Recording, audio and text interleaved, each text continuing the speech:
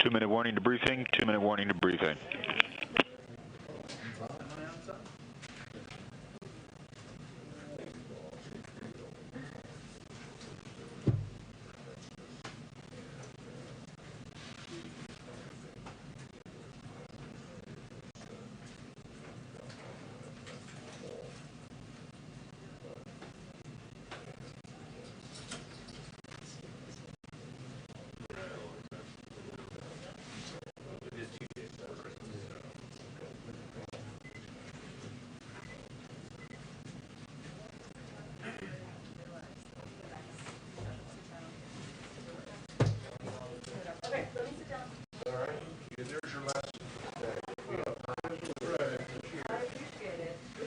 Yeah, if all the people like knew would must be nice.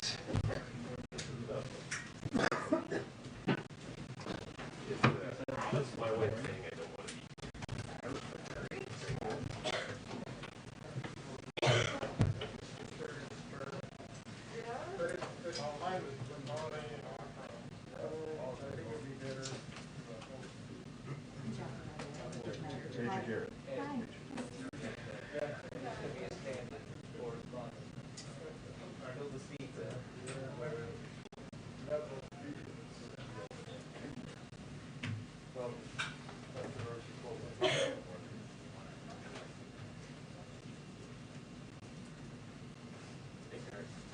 Yes. Yes, sure. You can run the camera. Do I get double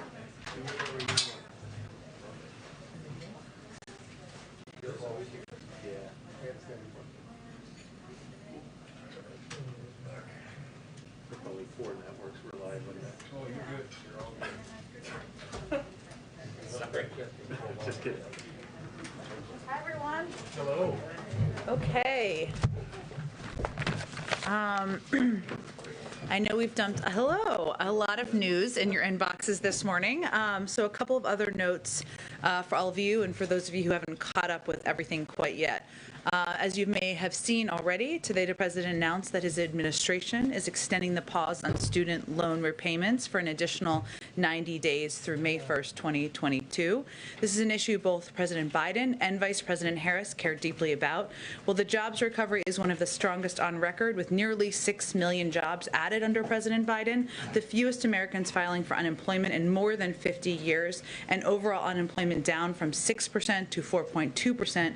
We know some student loan borrowers are still coping with the pandemic and need some time before resuming payments. So this pause gives the administration time to manage the ongoing pandemic and further strengthen our economic recovery. In the meantime, the Department of Education, and they also issued a statement that hopefully you will have seen, will continue working with borrowers to support a smooth transition back into repayment and advance economic stability. I would also note for all those who have student loans out there, the President also renewed his call for all student loan borrowers to do their part as well by taking full advantage of the Department of Education's resources, considering income-based repayment plans or public service loan forgiveness, and getting vaccinated or boosted. I was looking at what Trevor was looking at behind me, but yes, this is another note. Don't worry, I'll get there in just a moment. Also just wanted to note the President, of course, just met with a number of business leaders and industry leaders about efforts to address bottlenecks in the supply chain. I think you all saw him give remarks on that as well.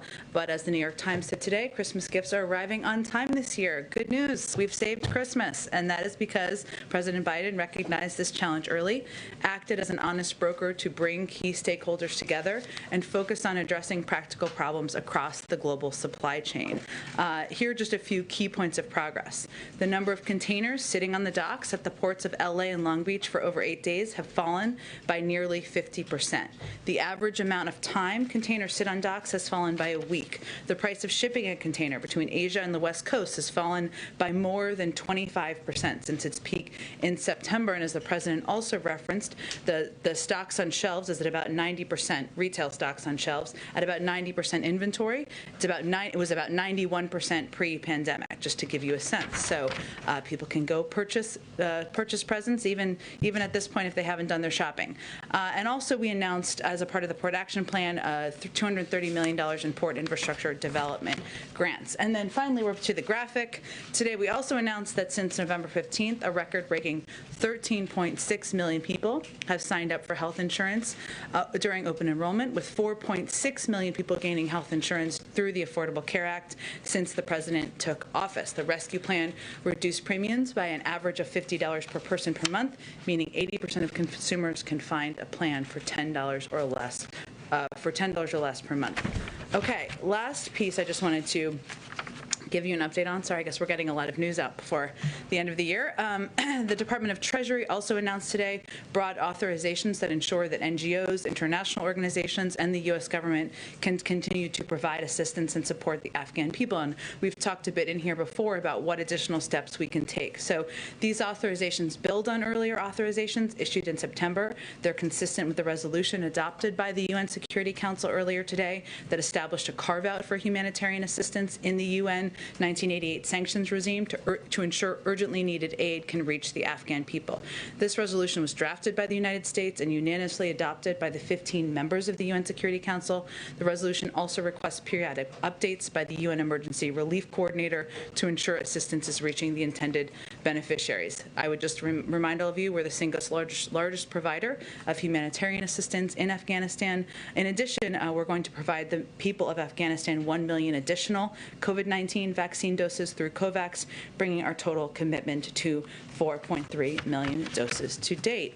Hopefully that's enough news for you for the moment. Go ahead. Thanks, Jen. I have a question on your favorite topic, Joe Manchin. Senator Mitch McConnell and John Cornyn are two Republicans of a few trying to get him to switch parties. What's the White House response to that, and is the president doing any sort of counter-effort to keep him in the Democratic Party? Well, I know Senator Manchin has been asked about this himself and has spoken for himself, as I assume he will continue to do. I would just note that the president considers him a friend. He believes they share values about a range of things personally, but also about why they're in public service, which is to make life easier for working people across the country, to give people more breathing room, to lower costs of child care, of health care, to fight for good-paying union jobs. That's been a common topic of discussion, of course, between the president and Senator Manchin, but I would really point you to Senator Manchin to speak to that. Sure, and then the Secret Service announced that up to, there's been nearly $100 billion at a minimum stolen from the pandemic relief funds. Can you talk a little bit about how this happened, and if, now that the administration sees this problem, if they're ramping up any efforts to crack down on this kind of fraud? Well, I would note first that we expect them to clarify. This was also a concerning headline we saw ourselves, but there is no new research, data, or analysis of fraud here. So just to give you the specifics, what happened is there was just an adding up of two old IG reports of well-known challenges at small business loans in states getting out UI payments in 2020. And there's been a lot of reporting, I know, from the Associated Press and others about issues with some of those earlier programs.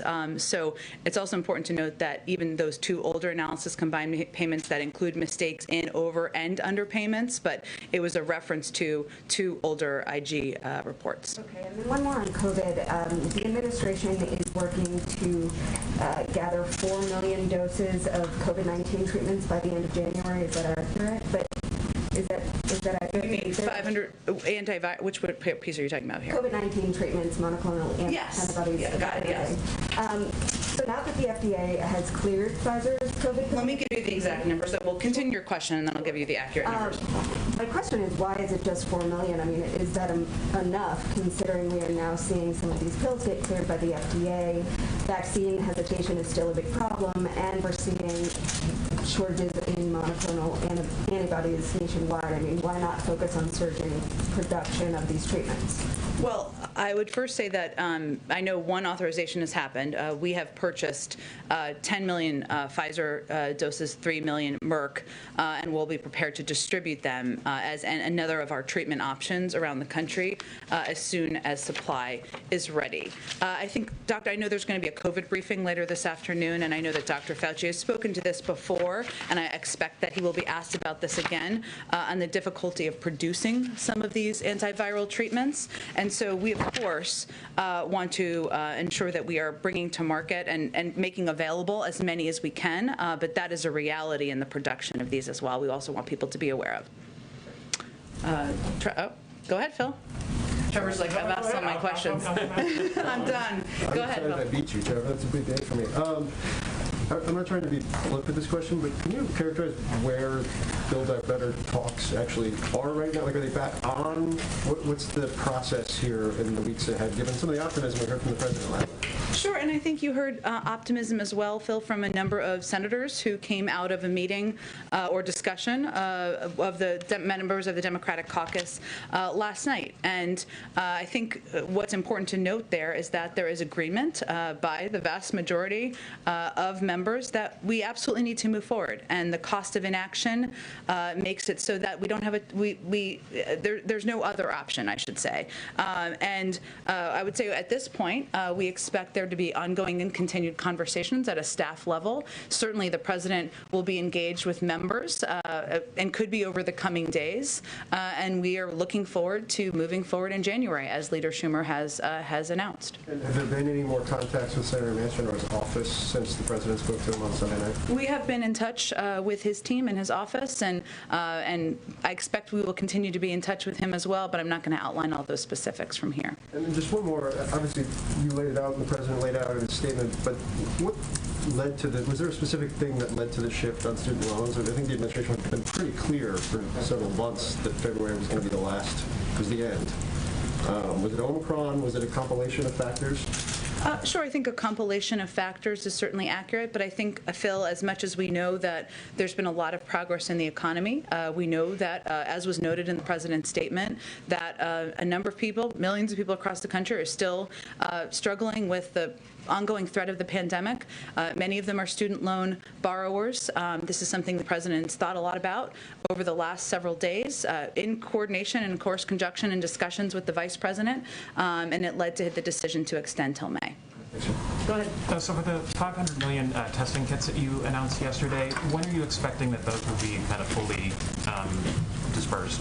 Yeah, so let me give you a bit of an update on the process and kind of how it's working. So, as you mentioned, 500 million tests bought by the U.S. government will be distributed for free. Right now, the Department of Defense and HHS are executing on what's called an accelerated emergency contract. This means the first delivery from manufacturers will arrive in January, and we anticipate having the full timeline of delivery of all 500 million in the weeks following. So they will start to be delivered in January, and then we will start to make them available, and we will make the website, an easy and accessible website, available at that time when people will be able to go on and actually request them. Okay, and do you know when all of them will be kind of out there? It will be in the weeks following. Obviously, January is when they will start, given thanks to this accelerated emergency contract, but I can't give you an assessment of that at this point in time. Okay, and then are there any plans by the president in any way to commemorate January 6th?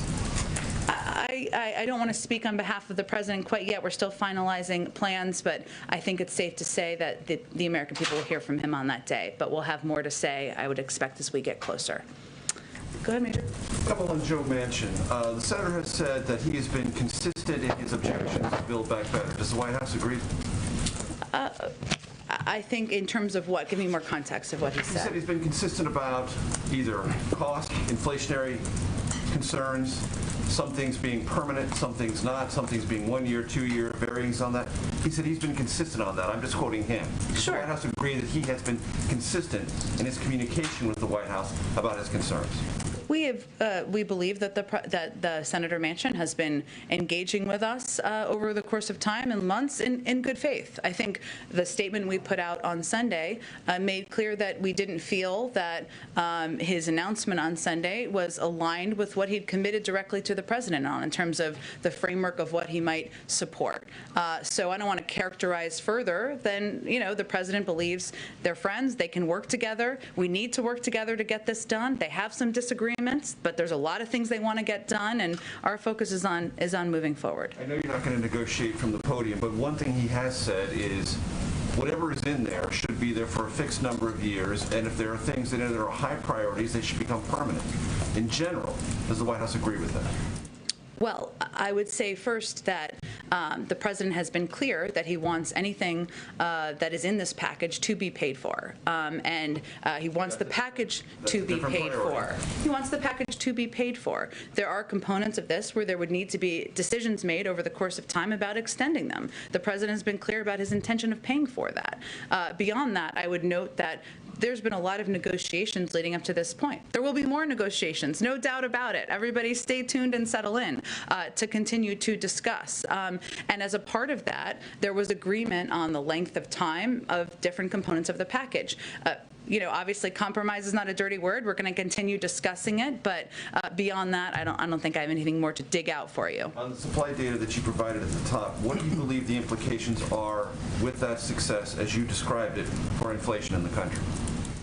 Well, I think part of our hope here, a major economist will tell you this, is as you address the bottlenecks in the supply chain, more goods are able to travel, more on the shelves, that will hopefully help lower costs. And that is certainly what our objective and our focus is on. Does the White House believe, from an economic perspective, that was the central driver of inflation, or are there other aspects of the economy that you still have to deal with to bring inflation down? Well, there are a number of areas of different industries that we have seen price increases, right? And as we talk about inflation, the way the American people consume that is how much does a new car cost, or a new car cost, or a pound of meat. And so what we've been trying to do is attack every issue in each of the industries as they are coming up, right? If you look at oil and gas and the issue of oil and gas, part of that has certainly been about ensuring there's enough supply in the global marketplace. That's something the president has been pressing OPEC Plus members on. They've obviously abided by their commitment to release the necessary supply they committed to, but we've also taken steps to tap the Strategic Petroleum Reserve. That's not about, of course, addressing bottlenecks. That's a different issue. So point is, we have certainly taken, a lot of our focus has certainly been on addressing bottlenecks, and we believe that will have a positive impact, as we're already seeing, on ensuring goods are flowing, working to bring down prices because more things will be on the shelves, but we also are working to address issues that we're seeing in different industries that are leading to increased costs. Go ahead. Thanks, Jen. Following up on one of Major's questions, we know that the White House and Senator Manchin have sort of been at loggerheads about some of the programs and priorities of Build Back Better, but we now know that he ultimately pulled the plug in that interview on Sunday because he was upset with White House staff naming him singularly in the Thursday statement from the president. And we've been told about some of his objections to that were shared with the White House. Has the staffer who is, we suppose, responsible for putting his name in there, have they faced any retribution for this or been spoken to about it? You know, Jackie, I haven't seen all of the comments that Senator Manchin has made on this. I know that there's been reporting on this, but I haven't seen him speak in depth about the specifics of what has upset him. I can dig further if that exists out there beyond the reporting. But what I would tell you is that we have been working with Senator Manchin for months now. The president has known him for years. Many of the White House senior staff have known him for years as well. It doesn't mean that there aren't moments of disagreement or frustration. Of course there are. This is legislating. That's the nature of sometimes how it gets done. But our objective and our focus now is moving forward, both with our relationship with Senator Manchin and our efforts to get Build Back Better done, to have discussions with other members of the Democratic caucus, and we're going to spend less time looking in the rearview mirror and more about looking forward. Is there going to be a softer, I guess, approach in dealing with Senator Manchin and some of the other, Democrats in the party who have been very vocal about being disappointed in him? Is there sort of a shift in strategy since this all blew up over bullying? Well, again, I wouldn't characterize it that way, Jackie, but I would tell you that Senator Manchin is somebody who has won many tough fights in West Virginia. He comes proudly from a coal mining family. He's a pretty outspoken advocate for the things he believes in and the things he doesn't, and I would doubt he's a withering flower on the side of the road. So, is Build Back Better being dead in the water the reason for extending the student loan moratorium? Well, we would disagree with that characterization. extension, as I think nearly every member of the Democratic caucus would as well, and we're forging ahead to get it done. I just gave you an overview of why the student loan extension. Obviously, we're still battling a pandemic. We know that borrowers across the country, even as the economy has made progress, are still grappling with them, and this will give them a little bit more relief, and that hence is why the President and the Vice President made this decision. Go ahead, Emily. Continuing on Build Back Better, up until last week when Senator Schumer was moving toward a vote by the end of the year, you had been deferential, saying the White House supported the strategy outlined by the Majority Leader. He convened, obviously, a caucus meeting last night in which he laid out the next steps that he intends to take, including a vote to move forward in January and potentially a vote and potentially rules changes as it relates to voting reform. Has Senator Schumer been coordinating that strategy with the White House? Is that something you support at this stage? We coordinate very closely with Leader Schumer and work with him on legislative agendas, how to get things done, when to get things done, and work in partnership. And what the President's belief is on voting rights is that if the Republicans continue to obstruct, then we are going to look at what needs to be done to get it done. We're not quite there yet, but we, of course, will continue those discussions with Leader Schumer. You support the idea of moving ahead with a vote in January, even as talks with Senator Manchin might still be in an early stage of trying to build it back together. Oh, that was good. That was good there. We are, of course, continuing to press forward, working in close coordination with Leader Schumer. He hasn't called the vote yet, but we agree with and support his effort to get this done. On COVID, we heard the President do something we don't hear often yesterday, which is speak approvingly of his predecessor. He mentioned the fact that President Trump had gotten his booster shot, also gave his administration credit for getting the vaccine online. Can you talk about the strategy of invoking him there? Was this an attempt by the White House to speak to a population that maybe hasn't been listening to this president as it relates to COVID? Well, I think it was an acknowledgement that the former president sent an important signal to many Americans about the importance of getting boosted. And we can't assess what that will mean or how people will digest that or if it will change their behavior if they were opposed to getting boosted or opposed to getting vaccinated. We certainly hope so. And I think it's a reflection of the president's belief that the enemy of the American people is the virus. And this shouldn't be a political battle. Now, it doesn't mean we are not going to call out misinformation or steps or actions that are being taken by any leader that we feel are detrimental to the health and well-being of communities around the country. But we can also call out actions that we think are positive and send a good message to people who may not be waiting for President Biden to tell them what to do. And a housekeeping question. You mentioned a lot of news coming just today. The week ahead schedule that we had didn't go beyond today.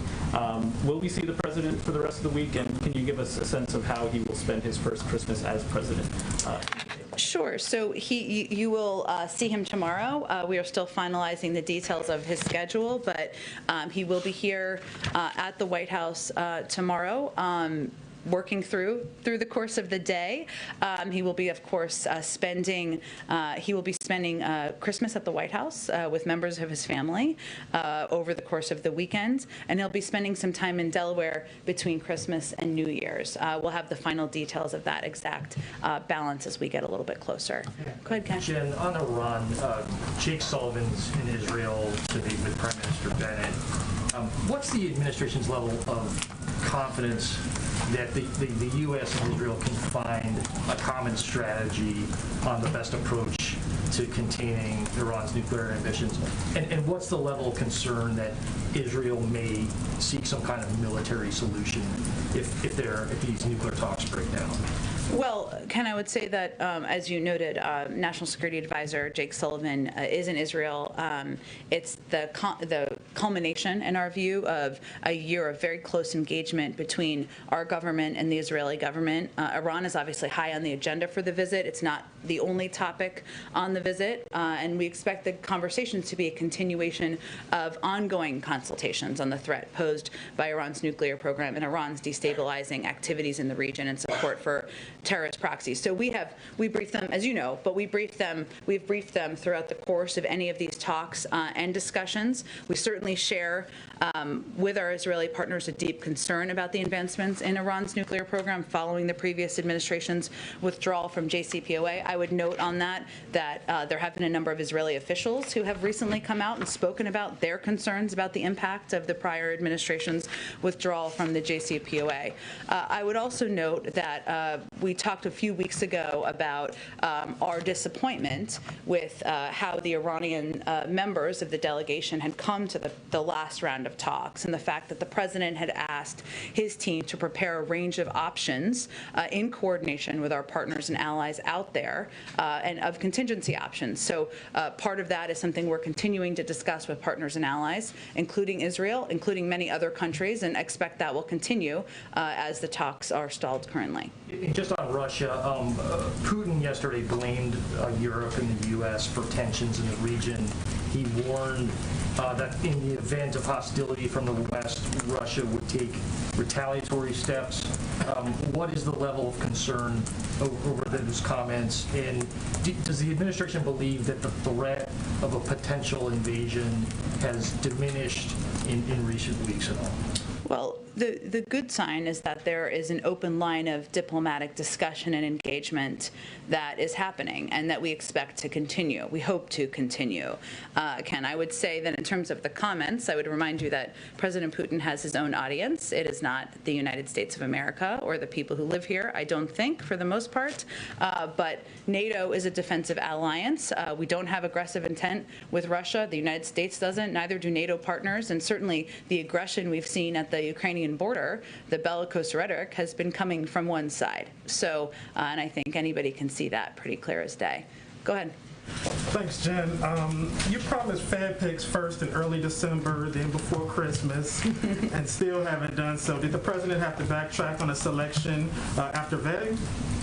I wish they were going to walk out here. Wouldn't that be a moment for Bloomberg? It would be a big financial wire day here in the briefing room. I don't have any update. I will tell you that what often happens is that the president has a packed schedule. He needs time to consider, wants to finalize, so I don't have an update for you on exact timing. We are eager to get the next round of nominees out and, of course, to get them confirmed. And then another question on Senator Manchin. He's demanded that the Trump tax reform bill's rates be lifted in his latest counteroffer.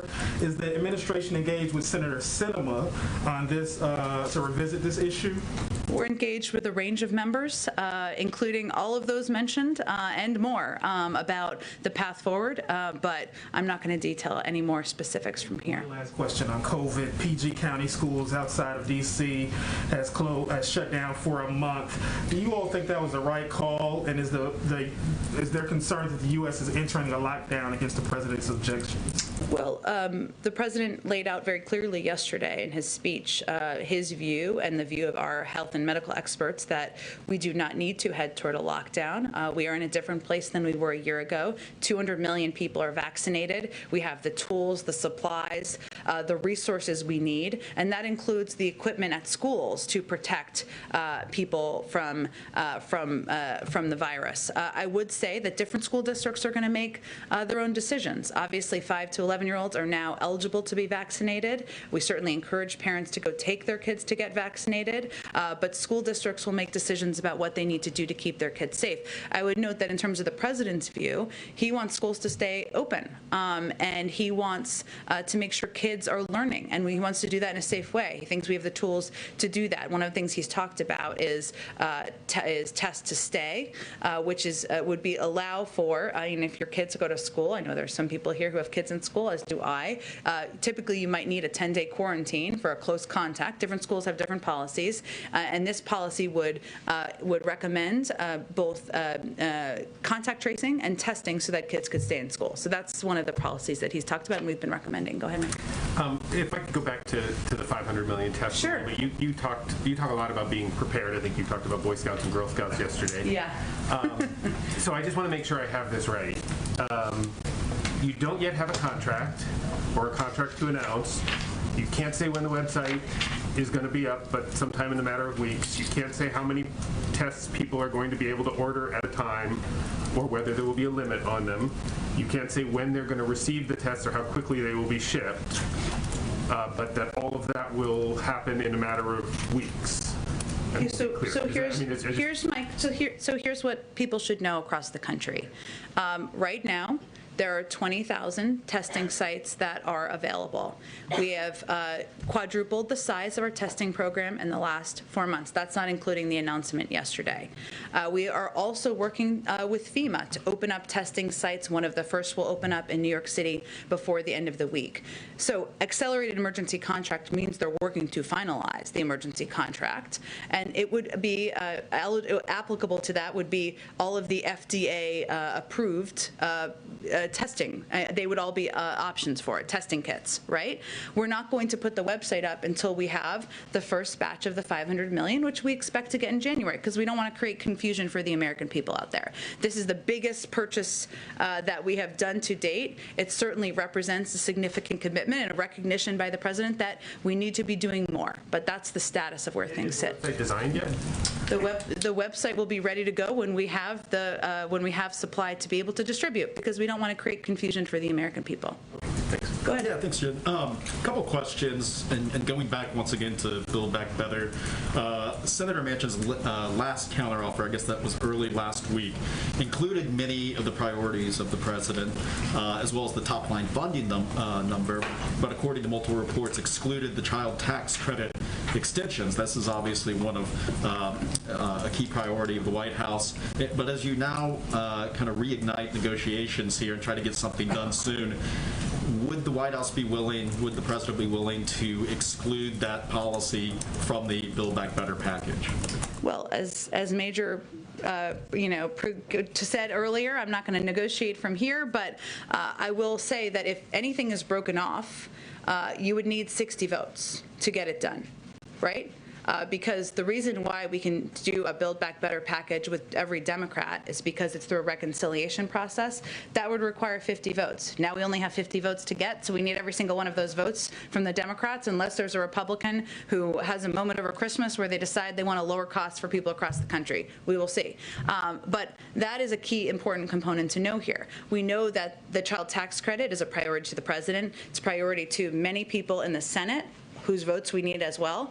It's also a priority to millions of Americans who benefited from it. It helped cut the cost of helped cut child poverty in half last year. So I'm not going to negotiate from here, obviously, but I just want to give the context of some of the factors. So it sounds like the child tax credits extension will remain in the negotiations. Again, I think there's a lot of discussions to happen over the next couple of weeks, but on the question of could we just move it forward alone, you'd need 60 votes to do that. Then I have a totally different question. USA Today reported this week that an employee of the Peace Corps, the Peace Corps. No, I was like, I don't speak for all of you. No, sorry, the Peace Corps. Yes. We all know the Peace Corps. Struck and killed a street vendor after a night of drinking in Tanzania in 2019.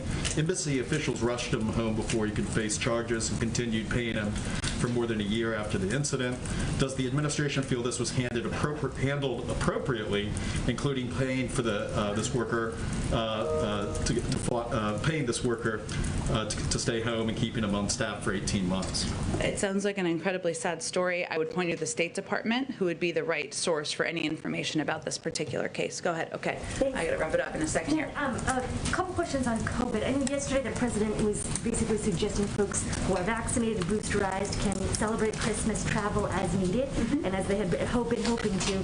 I just wanted to understand the disconnect between what he is advising and what the WHO has been saying, which is suggesting that folks should cancel their holiday plans and rethink some of that. And can you just explain to me what the administration's thinking is? Well, we abide by the CDC guidance and what their recommendations are, which continues to be, and I know there'll be a briefing later this afternoon, that if you are fully vaccinated, ideally boosted, that you can gather with your family members, and that continues to be the guidance we're providing to the American people. Do you have any advice for the parents of young children who are under the age of 5 who cannot get their children vaccinated, what they ought to do this holiday season? I certainly understand that as a parent of a child under 5 myself. And we understand one of the steps we're obviously trying to take is to make testing more available. We understand the frustration with that. We're trying to boost that as quickly, certainly, as we can.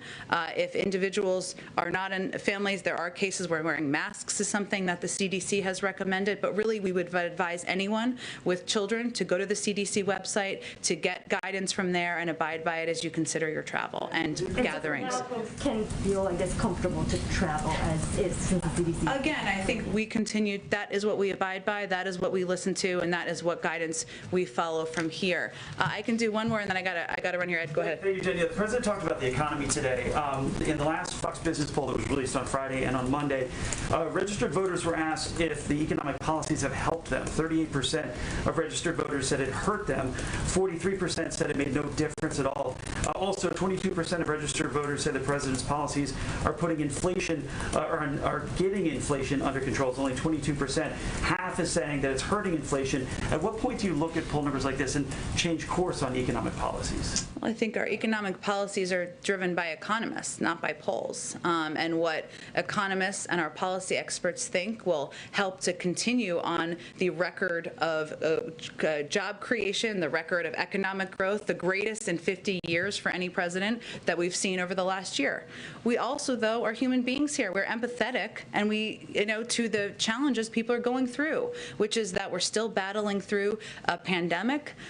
Life doesn't look like what it looked like a few years ago. That is our #1 priority, continuing to work to address that, making sure we're getting more people vaccinated, getting more masks, and getting more tests out there to the American public. But we're going to be driven by policies. We're not going to be driven by the ups and downs of the polls. Thanks to everyone. Supply chains from the president's meeting. I'm happy to talk to folks later. I got to run to a meeting, but thank you so much. We'll see you later.